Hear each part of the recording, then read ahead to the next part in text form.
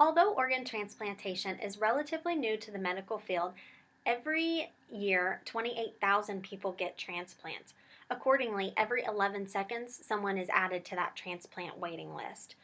Even though numerous people decide to be organ donors on a daily basis, demand continues to exceed availability. Not because there aren't enough organs to go around, but because there's not enough donors to donate their organs.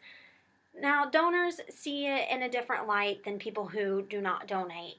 There's several different myths that accompany organ donation, so later on, we're going to try to debunk some of those myths and get you to know the real truth about organ donation.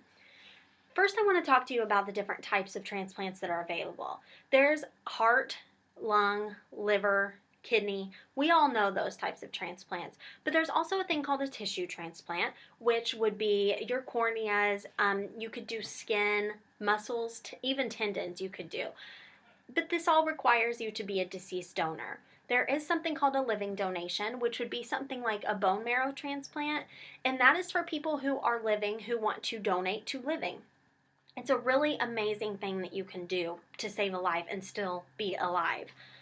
According to the Health and Human Services, people who want to donate, like living donors, they have to go through a series of immunological tests. These tests determine your blood and your tissue type. Now, if your blood type matches but your tissue type doesn't match, or vice versa, you cannot donate to a person, that's why organ donation is so difficult to come by, because it has to be an exact match. That's why we need more donors to be willing to go on these lists, because it's so few and far between to get donors anyway, that the ones who do donate, they can't donate to everybody. So it's like a chokehold that donations are in right now. Other tests that people who are donating have to go through would be kidney, liver, and make sure their body can handle it. But also they have to go through a psychological test. They have to go through this test because the doctors who are doing the donation want to make sure that mentally they are able to handle something like this, because it's a big responsibility knowing that not only did you save a life, but that part of you is in someone else. It's really hard for some people to handle, and they want to make sure before they put you through something like that you are perfectly able to handle it. That's one of the great things about organ donation. If they don't think that you can handle it, then they're not going to ask you to do it. So it's really a phenomenal thing to do. In many states, I actually don't think I've been to any state where it's hard to do. But especially in Pennsylvania, when you go to the DMV, they will ask you if you want to be an organ donor. All you have to do is say yes. It's that simple. And if you're not going to the DMV anytime soon, but you decide you want to be an organ donor, all you have to do is go to the state's registry list. It's very easy to find, and put your name on the list. The only thing that the state of Pennsylvania asks you to do is to let your friends, your family, and your physician know your choices. Because if it comes down to it and your family decides that they don't want you to be an organ donor, they can override that. But if you let everyone know your wishes and what you want done with your body, and you put it in a living will and advance directive, it's everywhere, and your family's going to be much more apt to do this and follow through with your wishes. It's a big decision, and you need to let people know how you feel and what your views on organ donation are. As I talked to you previously, there are many reasons why some people choose not to donate, many myths that accompany donation.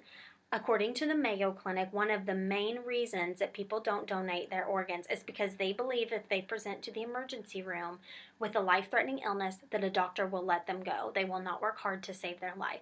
And this is simply not the case. Doctors are worried solely on your survival. They don't go into your room and say, "Oh, is she an organ donor? Well, let's not save her then." It's just not allowed. That's not in their oath. That's not what they get paid for. As a matter of fact, they get paid more if they save your life. So that is absolutely not the case. A doctor would never not work as hard to save your life knowing that you are an organ donor. As a matter of fact, organ donors have to go through more tests to make sure that they are not going to come out of a situation than someone who isn't an organ donor. So it's actually safer. Another major reason people don't donate is because of their religion. They think that their religion does not allow donation, and that is definitely not the case for most religions. There is the case of Jehovah's Witness. I know they do not allow organ donation, and also Jewish. And the Jewish don't see anything wrong with donation. They just don't agree with the burial because they believe that bodies should be buried within 24 hours. So, major point of view is that your religion should, the majority of time, allow organ donation. If you don't know if it does, then talk to your pastor or your clergy or something and see. But I would be willing to guarantee the majority of the time your religion accepts organ donation, especially all the major religions that we hear about usually. Another main reason is that many individuals believe that they are either too old or too unhealthy to donate.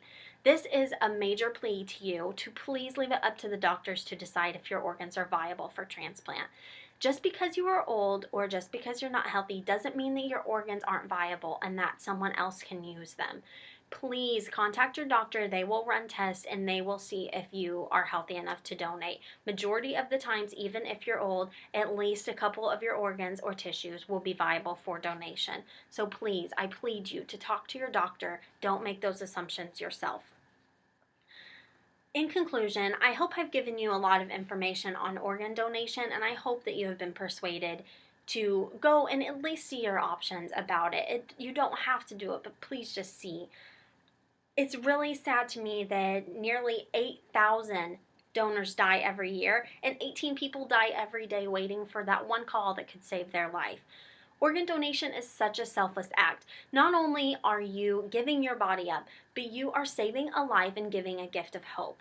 Please, you could save over 50 lives. Just one person can save over 50 lives by being an organ donor.